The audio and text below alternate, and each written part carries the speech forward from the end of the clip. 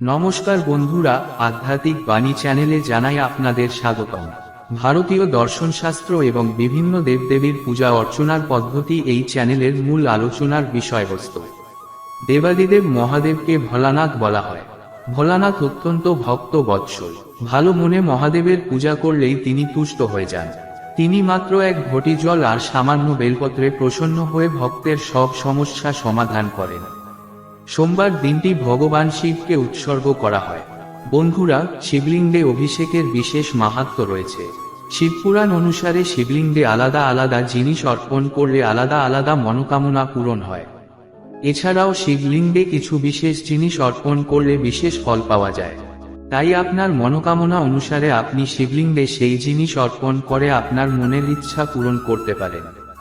চলুন জেনে নেওয়া যাক শিবলিঙ্গে কোন কোন জিনিস অর্পণ করলে কি কি মনোকামনা পূরণ হয়।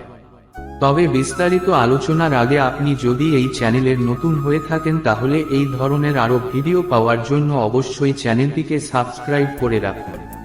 আর ভিডিওটি থেকে সমৃদ্ধ হলে ভিডিওটিতে লাইক এবং আপনজনের মধ্যে শেয়ার করে দেবেন। চলুন এবার বিস্তারিত আলোচনা করা যাক। শিবলিঙ্গে জল নিবেদন করলে মনের শান্তি আসে। শিবলিঙ্গে কাঁচা চাল নিবেদন করলে সম্পদ আসে। শিবলিঙ্গে জব নিবেদন করলে দীর্ঘদিনের সমস্যা দূর হয় এবং ঘরে সুখ বৃদ্ধি পায়। শিবলিঙ্গে গম অর্পণ করলে সফল পুত্রের জন্ম হয় বা সন্তান সংক্রান্ত যে কোনো সমস্যার উপশম হয়। শিবলিঙ্গে কালো তিল নিবেদন করলে সমস্ত পাপ নাশ হয়। শিবলিঙ্গে দুধের সঙ্গে সাদা তিল মিশিয়ে নিবেদন করলে সমস্ত রোগ থেকে মুক্তি পাওয়া যায়। দীর্ঘ জীবনের জন্য শিবলিঙ্গে সাদা কাপড় বা পবিত্র সুতো অর্পণ করুন। যদি এখনো আপনার বাড়িতে শিশুর হাসির প্রতিধ্বনি না হয়ে থাকে তাহলে শিবলিঙ্গে খাঁটি ঘিয়ের অভিষেক করুন। শিবলিঙ্গে চিনি মিশিয়ে দুধ নিবেদন করলে শিশুদের বুদ্ধি তীক্ষ্ণ হয়। শিবলিঙ্গে আখের রস নিবেদন করলে দেবী লক্ষ্মী লাভ হয়। শিবলিঙ্গে গঙ্গাজল অর্পণ করলে মানুষ অপার সুখের সাথে সাথে মোক্ষ লাভ করে। শিবলিঙ্গে গরুর দুধ থেকে তৈরি খাঁটি দেশি ঘি নিবেদন করলে শারীরিক দুর্বলতা থেকে মুক্তি পাওয়া যায়।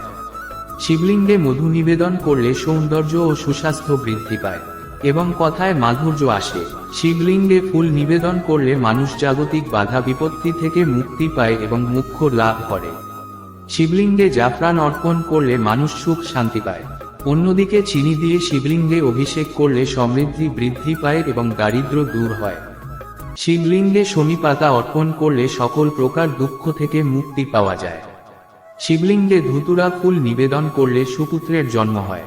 শিবলিঙ্গে ভস্ম অর্পণ করলে শারীরিক, মানসিক ও পাপপূর্ণ দোষ থেকে মুক্তি পাওয়া যায়। শিবলিঙ্গে কালো উট ডাল অর্পণ করলে রাহুকেতু ও শনি শান্ত থাকে। শিবলিঙ্গে দুর্বা জলে দিয়ে নিবেদন করলে রোগ নিরাময় হয়। শিবলিঙ্গে পঞ্চ অমৃত নিবেদন করলে সকল ইচ্ছা পূরণ হয়।